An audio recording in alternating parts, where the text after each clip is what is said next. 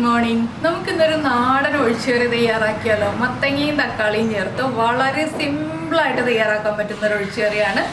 അപ്പോൾ എങ്ങനെയാണ് നമ്മുടെ ഈ ഒരു നാടൻ ഒഴിച്ചുകറി തയ്യാറാക്കുന്നതെന്ന് നോക്കാം. നമുക്ക് നമ്മുടെ ഇൻഗ്രീഡിയൻസ് നോക്കാം. ഞാനിപ്പോൾ ഒരു 1/4 കിലോ മത്തങ്ങ എടുത്തിട്ടുണ്ട്. അതിലേക്ക് നല്ല എരിവുള്ള ഒരു പച്ചമുളക് എടുത്തിട്ടുണ്ട്. എരിവ് കുറവാണെങ്കിൽ 2 പച്ചമുളക് എടുക്കാം കേട്ടോ. നമുക്ക് വേറെ മുളക് പൊടിയൊന്നും നമ്മൾ ഈ ഒരു റെസിപ്പിയിൽ ചേർക്കാത്തതുകൊണ്ടാണ് 2 പച്ചമുളകോ 3 പച്ചമുളകോ നമ്മുടെ എരിവ് അനുസരിച്ച് നമുക്ക് കറിക്ക് എത്ര എരിവ് വേണം എന്നുള്ളതനുസരിച്ച് പച്ചമുളകിൻ്റെ എണ്ണം തീരുമാനിക്കാം. പിന്നെ എടുത്തിരിക്കുന്നത് ഒരു തക്കാളിയാണ്. ഒരുപാട് പുളിയുള്ള റെസിപ്പിയല്ല, അതുകൊണ്ട് മീഡിയം പുളിയുള്ള ഒരു തക്കാളി എടുക്കുക. പിന്നെ ഒരു 3 ടേബിൾ സ്പൂൺ തേങ്ങ എടുത്തിട്ടുണ്ട്. നമുക്ക് തേങ്ങ 2 ടേബിൾ സ്പൂൺ മതിയെന്നുണ്ടെങ്കിൽ 2 ടേബിൾ സ്പൂൺ ചേർക്കാം. ഞാനിപ്പോൾ 3 ടേബിൾ സ്പൂൺ എടുത്തിട്ടുണ്ട്.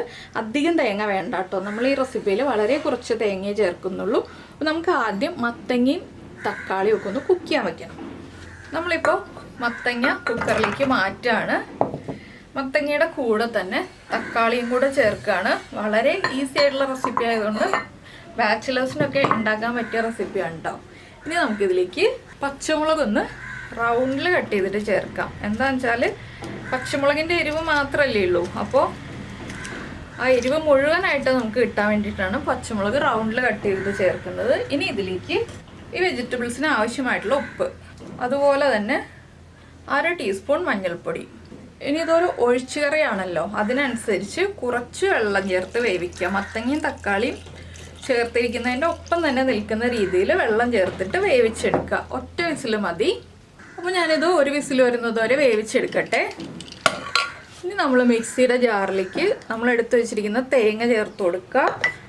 അതിലേക്ക് 2 തണ്ട് കറിവേപ്പില ചേർക്കുക കേട്ടോ. കുറച്ച് കറിവേപ്പില കൂടുതലായിട്ട് വേണം. വേറെ ഇൻഗ്രീഡിയൻസ് ഒന്നും വേണ്ട, ജീരകം ഒന്നും വേണ്ട കേട്ടോ.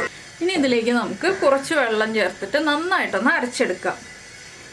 നന്നായിട്ടൊന്ന് അരച്ചെടുത്തിട്ട് നമുക്ക് ബാക്കി കാര്യങ്ങൾ പറയാം.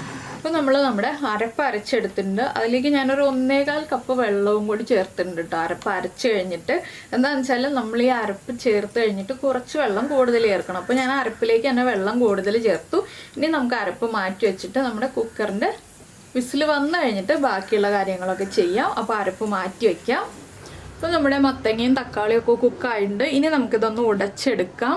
നന്നായിട്ട് ഉടയ്ക്കുക കേട്ടോ. മത്തങ്ങയും തക്കാളിയും പച്ചമുളകും എല്ലാം നന്നായിട്ടൊന്ന് ഉടഞ്ഞു വരുന്ന രീതിയിൽ നമ്മളൊന്നൊരു കയ്യിൽ ഉപയോഗിച്ചോ, എന്തെങ്കിലും നമ്മുടെ കയ്യിൽ കടകോലുണ്ടെങ്കിൽ കടകോല് ഉപയോഗിച്ചോ ഒക്കെ ഒന്ന് ഉടച്ചെടുക്കുക. പൊട്ടറ്റോ മാഷർ ഉണ്ടെങ്കിൽ പൊട്ടറ്റോ മാഷറൊക്കെ ഉപയോഗിച്ചിട്ട് ഉടച്ചെടുക്കാം. ഇപ്പോൾ നമ്മുടെ മത്തങ്ങയും തക്കാളിയൊക്കെ ഉടഞ്ഞു വന്നിട്ടുണ്ട്. ഇനി നമുക്കിതിലേക്ക് നമ്മുടെ അരപ്പ് ചേർത്ത് കൊടുക്കാം. അരപ്പ് ചേർക്കുമ്പോൾ ഈ വെള്ളത്തോടുകൂടി ചേർക്കുക. ഇനി നമുക്കിതിലേക്ക് വേറെ വെള്ളമൊന്നും ചേർക്കണ്ട. അരപ്പ് ചേർത്തിട്ട് നന്നായിട്ട് ഇളക്കി കൊടുക്കുക. അരപ്പ് ഒരു 2 മിനിറ്റ് ഒന്ന് തിളച്ച് വരട്ടെ. ഇതിലേക്ക് ഉള്ളി ഒന്നും വേണ്ട കേട്ടോ. ഇനി നമ്മുടെ ഈ ഒരു കറി എന്ന് പറഞ്ഞിട്ടുണ്ടെങ്കിൽ ഉള്ളി വേണ്ട, ജീരകം വേണ്ട, വേപ്പില വേണ്ട. വേപ്പില എന്ന് വെച്ചാൽ നമുക്ക് അരയ്ക്കാൻ മാത്രം വേപ്പില മതി. ഇനി ഇതൊന്ന് നന്നായിട്ട് തിള വരട്ടെ. ഈ സമയത്ത് നമുക്ക് വറവിടാനുള്ള കാര്യങ്ങൾ നോക്കാം. ഇപ്പോൾ നമ്മളൊരു പാൻ വെച്ചിട്ടുണ്ട്. പാനിലേക്ക് ഞാൻ വെളിച്ചെണ്ണ ഒഴിച്ചിട്ടുണ്ട്. അതിലേക്ക് നമുക്ക് കടുക് ചേർത്ത് കൊടുക്കാം. 1 ടീസ്പൂൺ കടുക്. കടുകൊന്ന് പൊട്ടി വരുമ്പോൾ ഒരു 3 വറ്റൽമുളകും കൂടി ചേർത്തിട്ട് ഫ്ലെയിം ഓഫ് ചെയ്യുക. എന്താണെന്ന് വെച്ചാൽ വറ്റൽമുളക് കരിയാതിരിക്കാനാണ് ഞാൻ വേഗം ഫ്ലെയിം ഓഫ് ചെയ്തത്. ഇനി നമുക്കിത് തിളച്ചുകൊണ്ടിരിക്കുന്ന നമ്മുടെ കറിയിലേക്ക് ചേർത്ത് കൊടുക്കാം.